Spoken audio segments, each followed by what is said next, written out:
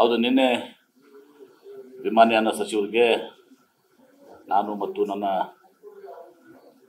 ಹಿರಿಯ IDD ಮತ್ತು KSIDCಯ ಅಧಿಕಾರಿಗಳು ಭೇಟಿಯಾಗಿ ಸಚಿವರ ಜೊತೆ ಭಾಳ ಸುದೀರ್ಘವಾಗಿ ಅನೇಕ ರಾಜ್ಯದ ವಿಮಾನ ನಿಲ್ದಾಣಗಳ ಬಗ್ಗೆ ಇನ್ನಿತರ ವಿಷಯಗಳ ಬಗ್ಗೆ ಚರ್ಚೆಯನ್ನು ಮಾಡಿದೆ. ಪ್ರಮುಖವಾಗಿ ನಾವು ಬೆಂಗಳೂರಿನ 2ನೇ ಅಂತಾರಾಷ್ಟ್ರೀಯ ವಿಮಾನ ನಿಲ್ದಾಣ ಈಗಾಗಲೇ ಏರ್ಪೋರ್ಟ್ ಅಥಾರಿಟಿ ಆಫ್ ಇಂಡಿಯಾದವ್ರ ಬಗ್ಗೆ ಇನ್ಸ್ಪೆಕ್ಟ್ ಮಾಡ್ಕೊಂಡು ಹೋಗಿದ್ದಾರೆ. ಶೀಘ್ರದಲ್ಲಿ ನಮಗೆ ಅದನ್ನು ಆ ವರದಿಯನ್ನು ಕೊಡಿ. ಆ ವರದಿ ಆಧರಿಸಿ ನಾವು ಮುಂದೆ ಕ್ರಮಗಳನ್ನ ಕೈಗೊಳ್ತೀವಿ. ನಾವು ಎಕ್ಸ್ಪರ್ಟ್ಸ್ನ ಇದು ಮಾಡಬೇಕು, ಅವ್ರಿಗೆ ಅದು ಕೊಟ್ಟು ವಯಬಿಲಿಟಿ ಫಿಸಿಬಿಲಿಟಿ ಸ್ಟಡೀಸ್ ಮಾಡಬೇಕಾಗ್ತದೆ. ಹೀಗೆಲ್ಲ ಪ್ರಕ್ರಿಯೆಗಳಿದಾವೆ, ಅದಕ್ಕೆ ಬೇಗ ಕೊಡಿ ಅಂತ ಅದನ್ನು ಕೂಡ ಅವರು ಏರ್ಪೋರ್ಟ್ ಅಥಾರಿಟಿ ಆಫ್ ಇಂಡಿಯಾದವ್ರನ್ನೂ ಕೂಡ ಕರೆಸಿದರು. ಕೆಲವೊಂದು ವಿಚಾರಗಳನ್ನ ಅವರು ಹೇಳಿದ್ದಾರೆ, ನಾವು ಬಹಿರಂಗಪಡಿಸೋಕ್ಕೆ ಆಗೋಲ್ಲ. ಅವರು ಅದು ಕೊಟ್ಟಾಲೆ ನಾಳೆ ನಾವು ಸೋಮವಾರ ಒಂದು ಮೀಟಿಂಗ್ ಇದೆ, ಸೋಮವಾರ ಮಂಗಳವಾರ, ಮತ್ತು ಮುಖ್ಯಮಂತ್ರಿಗಳು ಕೂಡ ಸ್ವಲ್ಪ ಚರ್ಚಿಸಬೇಕಾಗಿತ್ತು ಕೆಲವು ವಿಚಾರಗಳನ್ನ.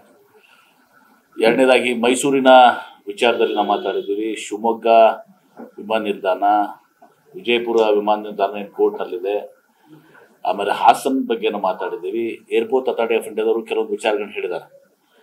ಅವೆಲ್ಲವೂ ಕೂಡ ನಾವು ಸೋಮವಾರ ಅವರು ಏರ್ಪೋರ್ಟ್ ಆಫ್ ಇಂಡಿಯಾಗೆ ಒಪ್ಪಿಸಿ ನೀವು ಅಂತ ಅನ್ನೋದನ್ನು, ಇವೆಲ್ಲ ಏರ್ಪೋರ್ಟ್ಸ್ ಒಪ್ಪಿಸಿದ್ರೆ ನಾವು ಅದನ್ನು ಸುಗಮವಾಗಿ ನಡೆಸ್ತೀವಿ.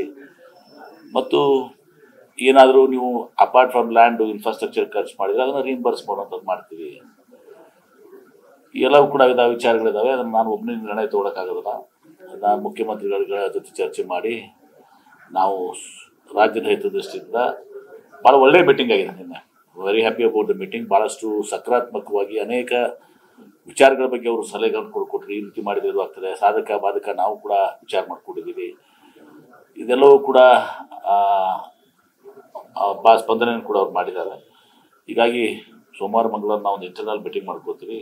ಮೀಟಿಂಗ್ ಮಾಡಿಕೊಂಡು ಆಮೇಲೆ ಮುಖ್ಯಮಂತ್ರಿಗಳಿಗೆ ನಾವು ಎಲ್ಲ ವಿವರಣೆಯನ್ನು ಕೊಟ್ಟು ಅವರ ಸಲಹೆ ಮಾರ್ಗದರ್ಶನ ನಿರ್ಧಾರಗಳ ಬಗ್ಗೆ ಇಟ್ಕೊಂಡು ಮುಂದೆ ನಾವು ಇನ್ನೊಂದು ಮೀಟಿಂಗನ್ನು ಅಥವಾ ನಾವು ಅವ್ರಿಗೆ ನಮ್ಮ ಇದನ್ನು ನಿಲುವನ್ನು ಅವ್ರಿಗೆ ನಾವು ತಿಳಿಸುವಂಥ ಕೆಲಸ ಮಾಡ್ತೀವಿ. ಅದೇ ಅವ್ರು ತಿಳಿಸುವ, ಅದಕ್ಕೆ ಹೇಳಿದ್ದಾರೆ ಅದಕ್ಕೆ ಕಳಿಸ್ತೀವಿ ಅಂತ ಹೇಳಿದ್ದಾರೆ. ಅದನ್ನು ಕಳಿಸ್ತೀವಿ ಅಂತ. ಅದ ಏರ್ಪೋರ್ಟ್ ಅಥಾರಿಟಿ ಆಫ್ ಇಂಡಿಯಾ ಈಗಾಗಲೇ ಮೊಕದ್ದು ಬಂದಿದೆ. ಏರ್ಪೋರ್ಟ್ ಆಫ್ ಅಥಾರಿಟಿಯಿಂದ ಮಿನಿಸ್ಟರ್ ಆಫ್ ಸಿವಿಲ್ ಏವಿಯೇಷನ್ ಮೊಕ ಅಂತೀವಿ ನಾವು, ಅದಕ್ಕೆ ಮಿನಿಸ್ಟರ್ ಆಫ್ ಸಿವಿಲ್ ಏವಿಯೇಷನ್ಗೆ ಬಂದಿದೆ. ಅವರಿಂದ ನಮ್ಗೆ ಬರಬೇಕು. ನಾನು ಒಂದು ಈಗ ನಿಮ್ಮ ಮೂಲಕ ಹೇಳಬಯಸ್ತೇನೆ, ಬೆಂಗಳೂರಿನ 2ನೇ ಏರ್ಪೋರ್ಟ್ ಅಲ್ಲದೆ ಮೈಸೂರು ಏರ್ಪೋರ್ಟ್ಗೆ ಏನು ಒಳ್ಳೇದಾಗ್ತದೆ, ಶಿವಮೊಗ್ಗ ಏರ್ಪೋರ್ಟು, ವಿಜಯಪುರ ಏರ್ಪೋರ್ಟು, ಹಾಸನ್ನು, ಈ ಎಲ್ಲ ಕೂಡ ಗುಲ್ಬರ್ಗಾದನ್ನು ಕೂಡ ನಾವು ರಿವಿಸಿಟ್ ಮಾಡಲಿಕ್ಕೆ ಕೆಲವೊಂದು ವಿಚಾರಗಳನ್ನು ವ್ಯಕ್ತಪಡಿಸಿದ್ರು. ಎಷ್ಟರ ಮಟ್ಟಿಗೆ ಅದು ಸಫಲ ಆಗ್ತೀವಿ ಗೊತ್ತಿಲ್ಲ, ಯಾಕಂದ್ರೆ ಆಗಿ ಹೋಗ್ಬಿಟ್ಟಿದೆ, ಈಗಾಗಲೇ ಅದು ಟ್ರಾನ್ಸ್ಫರ್ ಆಗಿ ಹೋಗ್ಬಿಟ್ಟಿದೆ. ಈ ಎಲ್ಲ ವಿಚಾರಗಳನ್ನ ಇಟ್ಕೊಂಡು ಚರ್ಚೆ ಮಾಡಿದ್ದೀವಿ. ಸಚಿವರು ಭಾಳ ಸಕಾರಾತ್ಮಕವಾಗಿದ್ದರು. ಅವರಾಗಿನೇ ಅನೇಕ ನಮಗೆ ವಿಷಯಗಳನ್ನ ತಿಳಿಸಿ, ಈ ರೀತಿ ನೀವು ಮಾಡಿದ್ರೆ ನೋಡಿ ನಿಮಗೂ ಸ್ಟೇಟ್ಗೂ ಲಾಭ ಆಗುತ್ತೆ, ಎಲ್ಲ ರೀತಿಯಿಂದ ಆಗ್ತದೆ ಅಂತ ಅವರು ಕೂಡ ಮಾತನಾಡಿದ್ದಾರೆ.